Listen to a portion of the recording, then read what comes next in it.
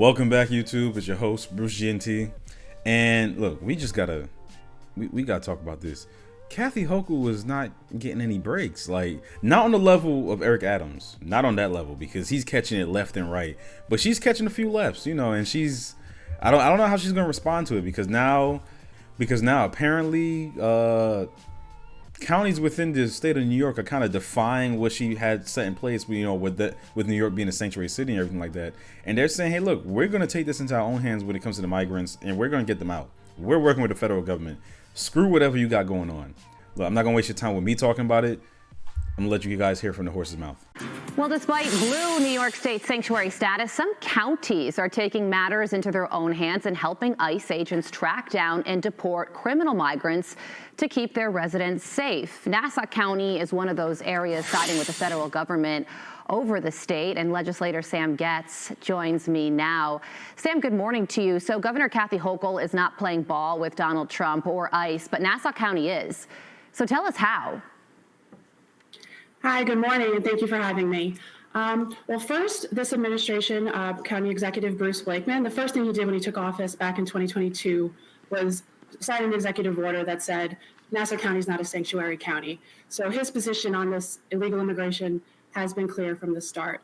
Now we have partnered with the U.S. Immigration Customs Enforcement Agency to designate 10 of our detectives, our outstanding detectives, to work with ICE and to carry out targeted, enforcement. And then we've also, in conjunction with that, have held off 50 beds at our Nassau County facility to hold detainees while they're processed through the, in federal law, immigration, whatever ICE is going to do. But we are providing them that opportunity to detain them in our facilities. Has Governor Hochul voiced any opposition to Nassau County partnering with ICE?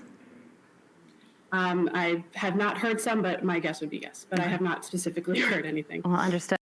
One thing I noticed about her, she doesn't really address certain things whenever issues like this happen. Like, I've noticed the other governors and mayors, they may talk about it. She's very good, or I don't know, very apt at just skirting past it and kind of avoiding those difficult conversations.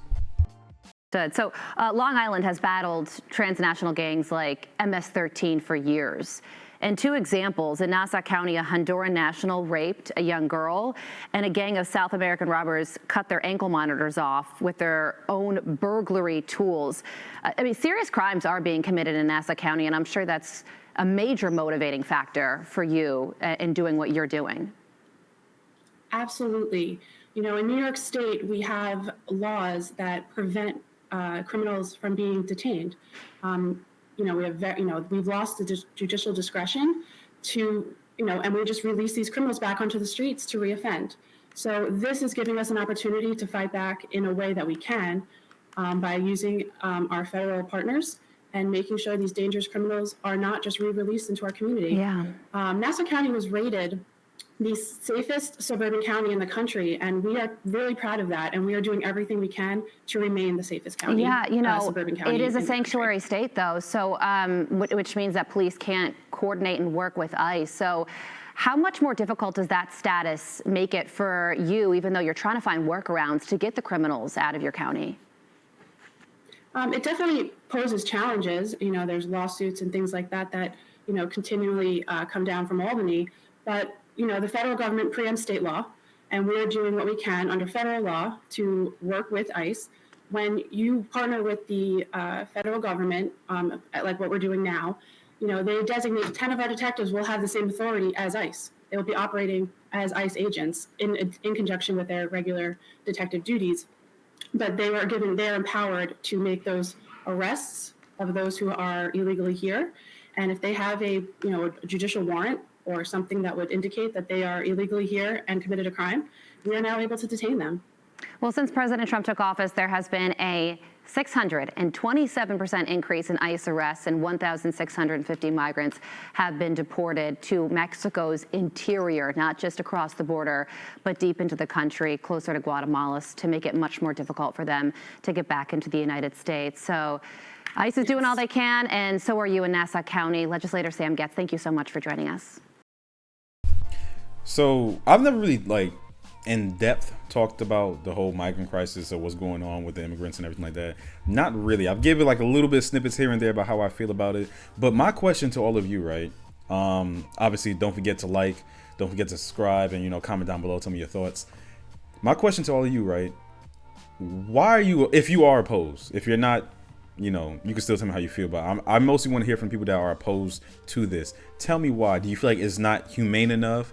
Do you feel like they have the right to stay here? Because I've seen people talk about, no one's illegal on stolen land. Look, I'm gonna say this, and you might not like it, but I don't care. That's old. It happened. You know what I'm saying? It happened. We could sit here and talk about, oh, it's stolen land.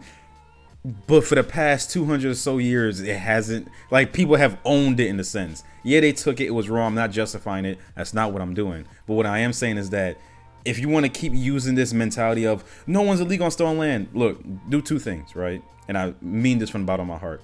Either shut up about it and just deal with it, or two, give it back. Wherever you're living, go find a Native American. I'm not trying to be disrespectful when I say this, and give them your part of your property. Do that if you really want to make a change. Else, shut up about it. That's how I feel. But to get back to the matter at hand, my thing is this: I'm not against immigration by any means. I just can't. I wouldn't be here without it.